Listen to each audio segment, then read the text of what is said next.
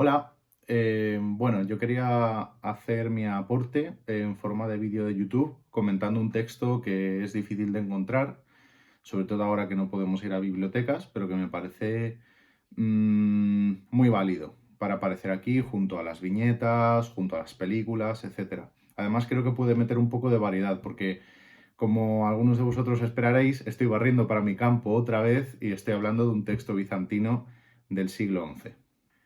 ¿Por qué querría hablar de un texto compuesto en la Constantinopla, ahora Estambul, del año 1050 para hablar de la importancia del afecto y de la afectividad en la educación? Bueno, básicamente porque me parece que nos puede dar perspectiva histórica.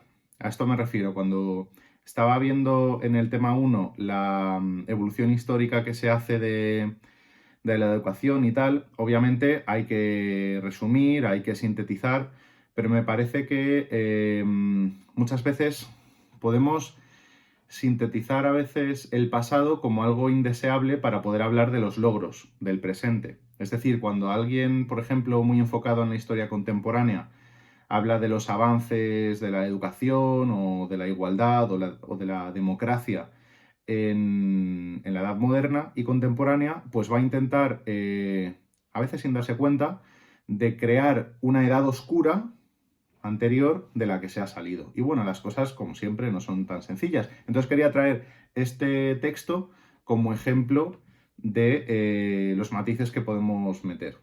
Además, algo que pasa con el mundo bizantino es que en algunas cosas se parece mucho al nuestro.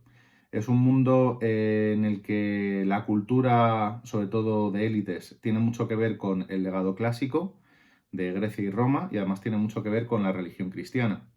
Entonces, lo que se puede encontrar en textos bizantinos al respecto de la piedad, la familia, a veces nos suena mucho a una especie de mundo tradicional europeo occidental, lo cual puede llevar a a varios false friends, de que parece que ocurren cosas similares, pero no son similares en realidad. Entonces nos puede ayudar a comparar y a ser críticos con lo que pensamos del presente, viendo similitudes que pueden ser de verdad o pueden ser un mero espejismo y diferencias.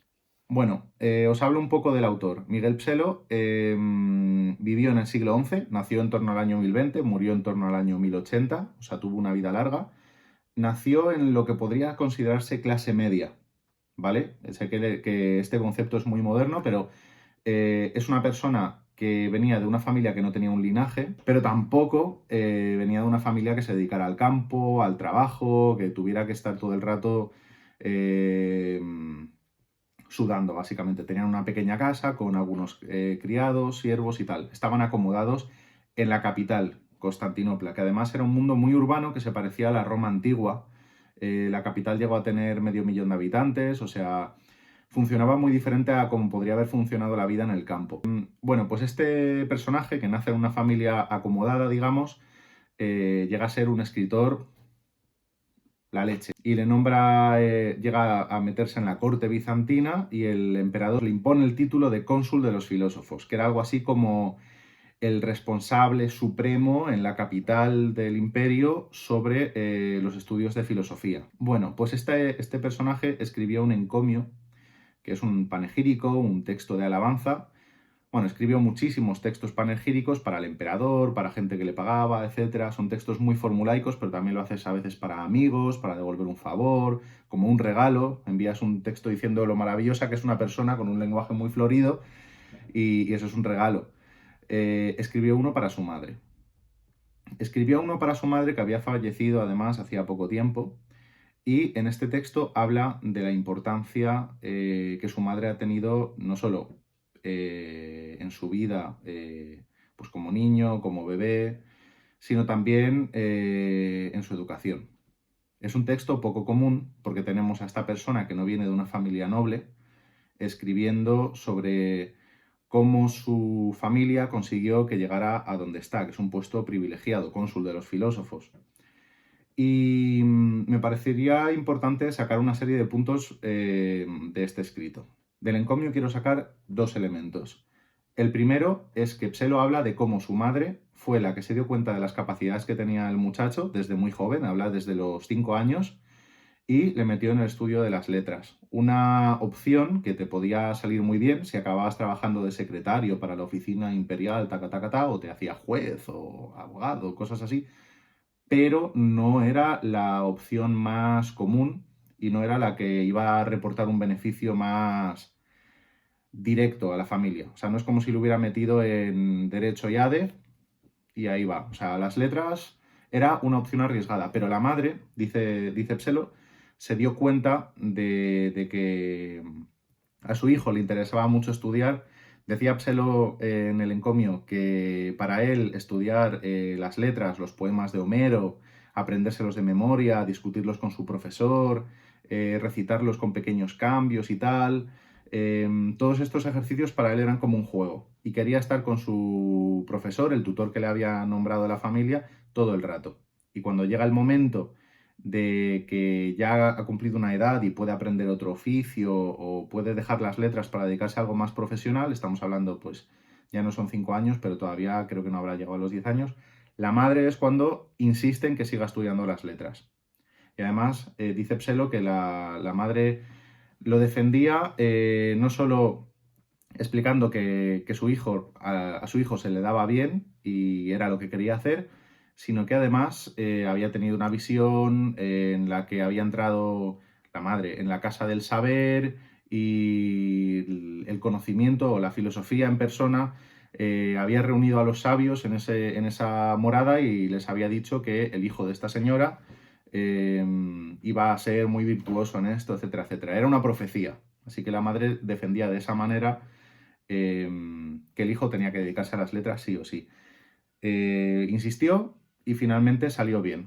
Miguel Pselo se convirtió en uno de los retores más jóvenes de su época y creo que su madre pudo ver cómo esa decisión que tomó de ayudar a su hijo salió muy bien.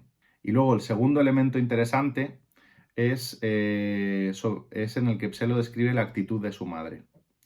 Habla de cómo la madre no quiere convertir a su hijo a través de los mimos excesivos y de decir que es el mejor y que es genial y que le quiere mucho y tal. No quiere convertirle en una persona egocéntrica, obsesionada consigo mismo, y por eso digamos que se reprimía el abrazar a su hijo, besuquearle todo lo que querría. Esto tiene mucho que ver con cómo miramos la Edad Media como a veces una época brutal en el que a los niños no se les hacía ni caso, se les maltrataba, etc. Y habría mucho de eso, pero la gente que vivía ahí seguía siendo humana y seguía teniendo unas reacciones muy variadas hacia la infancia. Y de la misma manera que, por ejemplo, en la Ilustración y a partir de entonces y en el mundo moderno hay un debate siempre sobre si el padre debe de hacer caso al chaval o si debe de ser más autoritario para que el chaval no se vuelva perezoso, etcétera, etcétera, o se vuelva muy regalado de sí mismo, pues podemos ver aquí a una madre del siglo XI, tal como la describe su hijo, eh, teniendo ese impulso de abrazarle y estar con él y tal, pero a la vez por el bien de su hijo, marcando unas distancias. Entonces es muy gracioso como describe este Pselo porque dice, no mostraba todo el afecto que querría hacia mí, pero una vez que yo estaba no del todo dormido, pero parecía que yo estaba completamente dormido como niño, se acercó mi madre y me abrazó y me besó la cabeza y tal, disculpándose, diciendo que querría ser más cariñosa conmigo, pero que no podía, que no iba a ser bueno para mí. Así que esto es básicamente el texto que os he querido traer. Yo he conseguido tener un PDF de este encomio, si lo queréis. Está en inglés, así que por tanto, pues tampoco me ha parecido bien ni traducir literalmente todo o sea, parte del texto, sino resumíroslo. Y nada, espero que os sirva. Ahí lo dejo. Chao.